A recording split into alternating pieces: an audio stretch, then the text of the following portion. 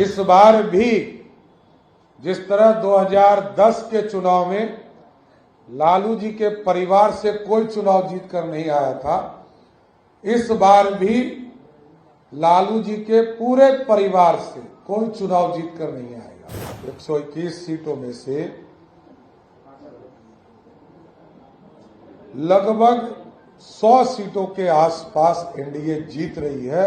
ये 2010 के रिजल्ट को ब्रेक करने वाला रिजल्ट होगा। आज के चुनाव में महागठबंधन के मुख्यमंत्री के उम्मीदवार भी चुनाव हार रहे हैं। मतदान के बाद एक तो शांतिपूर्ण मतदान के लिए बिहार के प्रशासन को, बिहार की जनता को और चुनाव आयोग को धन्यवाद देना चाहता हूं। और जिस तरह बिहार के आम मतदाता बाहर निकलकर मतदान करने का काम किए, इससे यह स्पष्ट दिख रहा है कि पिछले चुनाव से 4-5% अधिक मतदान इस चुनाव में हुआ है। और आगे भी अभी तो कई जगह वोटिंग चल भी रहा है। कुछ जिले में 5 बजे तक था, कहीं 6 बजे तक है, और जहां जहां लाइन लगे हैं उसको अभी भी मतदान चल रहे हैं।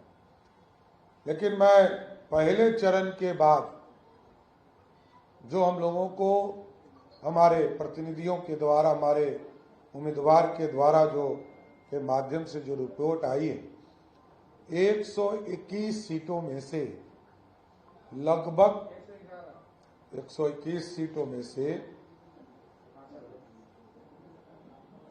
लगभग 100 सीटों के आसपास एनडीए जीत रही है।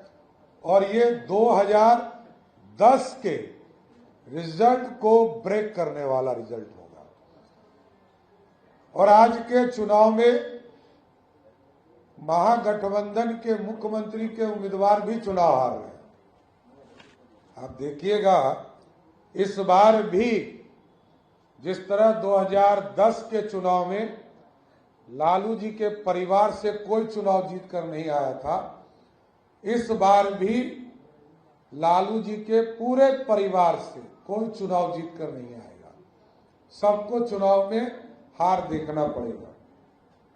इसलिए मैं आज फिर से बिहार की जनता को, बिहार के प्रशासन को और इलेक्शन कमीशन को धन्यवाद देता हूं कि शांतिपूर्ण मतदान और बिहार में बिहार की महिलाएं, नौजवान जिस तरह मतदान एनडीए के लिए की है, सबको मैं बधाई देता हूं, धन्यवाद देता हूं, जिन्होंने एनडीए पर भरोसा किया, आदरणीय प्रधानमंत्री नरेंद्र मोदी जी पर भरोसा किया, बिहार के मुख्यमंत्री नीतीश कुमार जी पर भरोसा किया और एनडीए के पक्ष में मतदान किया। इसलिए सभी को, मैं बिहार के आम जनता को, 121 विधानसभा क्षेत्र के लोगों को धन्यवाद देता हूं। और आगे आने वाले 122 सीटों पर जब 11 तारीख को मतदान होगा तो जरूर उन लोगों से भी आग्रह करता हूं कि इसी तरह थम्पिंग मेजॉरिटी देकर बिहार को स्थायी सरकार, बिहार की समृद्धि के लिए, बिहार को आर्थिक रूप से बढ़ाने के लिए आप अपना सहयोग दें। धन्यवाद।